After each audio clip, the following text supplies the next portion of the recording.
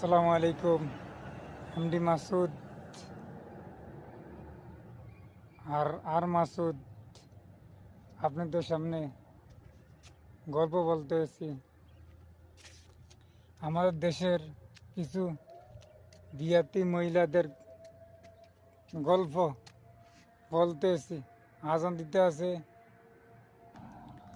তারা স্বামী বিদেশে হাড় ভাঙা পরিশ্রম করে, কত কষ্ট করে টাকা রুজি করে, আর আমাদের দেশের মহিলারা স্বামীর টাকা নিয়ে পরপুরুষের সাথে তারা লিপ্ত হয়, ভালোবাসার লিপ্ত হয়। তার সন্তান আছে, সন্তানাদি আছে, সংসার আছে।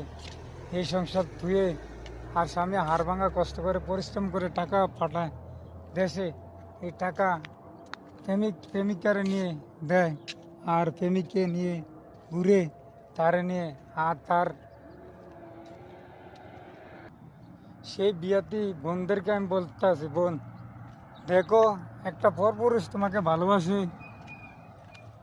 ভালোবাসে কিসের জন্য জানো? ওই তোমার স্বামীর টাকা নষ্ট করার জন্য। আর তোমার আরবিতে বলি, তোমার কুজ হুয়া সব পাক্কার, বাস দুটি মজা নিবে আর তোমার সাথে আনন্দ করবে, তারপরে তোমার সাথে সে তোমাকে বিয়ে করবে না। বোন দেখো, তুমি যদি বিদেশে আইসা দেখতা তোমার স্বামী কত কষ্ট করে। বোন দেখো, তুমি তা একটা আবিয়া দিছিলে, তোমার সন্তান আছে, সংসার আছে, তোমার স্বামী আছে, তোমার স্বামী বিদেশে থাকে। তুমি স্বামীর টাকা নষ্ট করো, পরপুরুষের সাথে ফোনে কথা বলো, তাকে শার্ট কিনে দাও, গাড়ি কিনে দাও, বাড়ি কিনে দাও। বোন তোমাকে সে ব্যবহার করার জন্য তোমার সাথে কথা বলে, বুঝছো?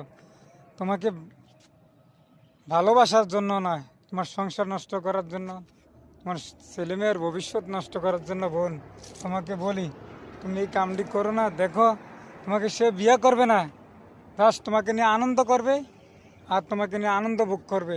সে তোমার প্রতি লোভ নাই, সে তোমার লজ্জাস্থান দেখার জন্য তোমার প্রতি লোভ।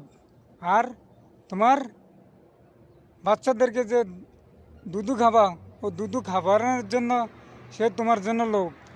আর তোমার স্বামীর টাকা পয়সা নষ্ট করার জন্য সে তোমার লোভ নিতে আছে। তুমি এরকম করো না বোন, ভালো হয়ে যাওয়ার সময় আছে, বুঝছো না?